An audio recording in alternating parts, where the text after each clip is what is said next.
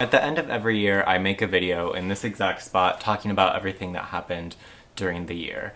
And I almost really didn't want to make one for 2020 because it was just a really hellish year for the world and for so many reasons. But I think it's still worth remembering for a lot of those same reasons. It's worth learning and growing from. The year started out like another one might have. 2020 was my first full year out of college, so after the holidays I was just going back to my life. I wasn't starting a new semester or a new project or moving into a new dorm. It was the first year where I just flew back to LA and resumed. In January and February, I was a completely restless person. I spent so much of those 2 months preparing for an audition that happened at the end of February for a theater program of my dreams that would have happened over the summer and obviously did not. But preparing for that audition was an incredibly rewarding experience and a large part of what I remember from that blink of a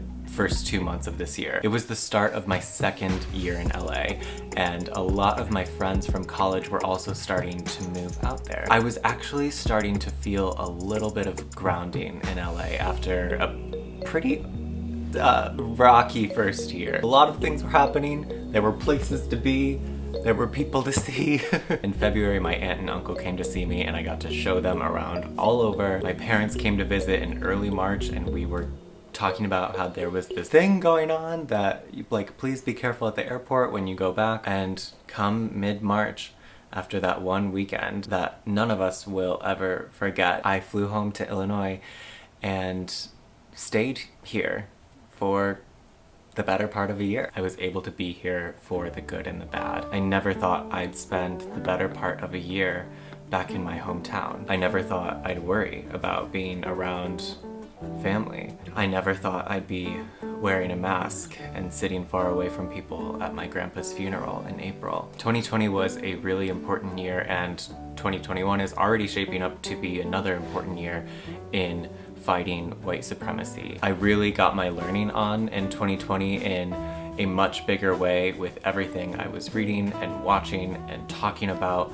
and am striving every day to be a much better ally to Black and brown people. So many books and podcasts helped me out with that this year, like I'm Still Here by Austin Channing Brown, Stamped by Ibram X. Kendi and Jason Reynolds, so many more that I've made a ton of videos about on my channel. All of this alone time and quietness in our lives, it has taken me inward in a way that I'm really grateful for. In January, I had finished the first draft of my book that I had been writing for a year. I picked it back up in April and then really started getting back to work on draft 2 in June. And since then, I've gone through second draft and third draft and fourth draft. January is when I'm working on my 5th draft, which will be the one that I query with. And I've gotten a lot of feedback at this point, and I don't want to say more about it because when I talk about things, I lose motivation. I never thought my short film that I wrote and directed in 2018,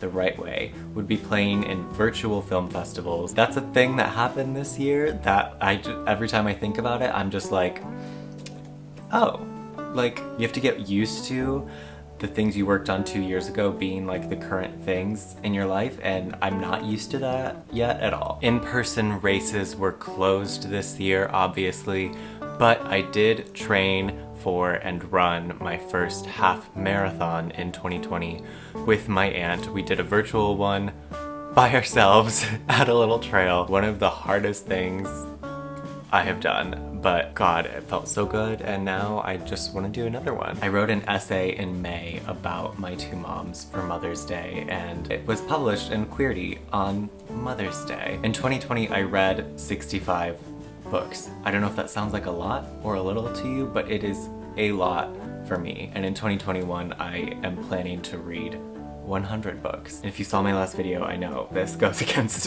everything I said there, but I am, and it's already kind of going well. 2020 belongs to those healthcare workers and people on the front lines working to make our world safer for us. You know, it's been hard on everyone for so many different reasons, and 2020 can stay in the past, but we can't forget about it because we have so much to learn from it. I spent so much time in this very basement of my childhood that I didn't think I would have this year, listening to music and binging so many shows and reading so many books. We have a lot of work to do, and I'm not going to be foolish enough to say that 2021 is going to be the year, but a huge bright spot of 2020 was that we have a new president coming into office pretty shortly here. Holy shit. I will never forget waking up on that Saturday morning in November and hearing the screams and cheers from outside my window. I'm thinking about all of you. Making videos this year really helped me get by, and I'm so grateful to everyone who watched. My name is Tiernan. Happy New Year. I'll talk to you guys very soon.